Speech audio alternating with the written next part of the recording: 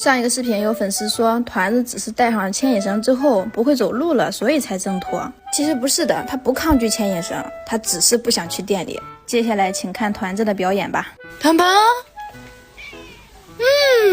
走吧，我们去店里喽。你看咋瞬间就变脸了呢？别这么凶啊！去看看你那些后代啊！你看，走啦，快走快走快走快走，一会儿就回来了，好不好？哎呀，别这么抗拒！哎呀妈呀，哎呀妈！你就这么不想去啊？那不去了，走吧，不去了，不去了。哎。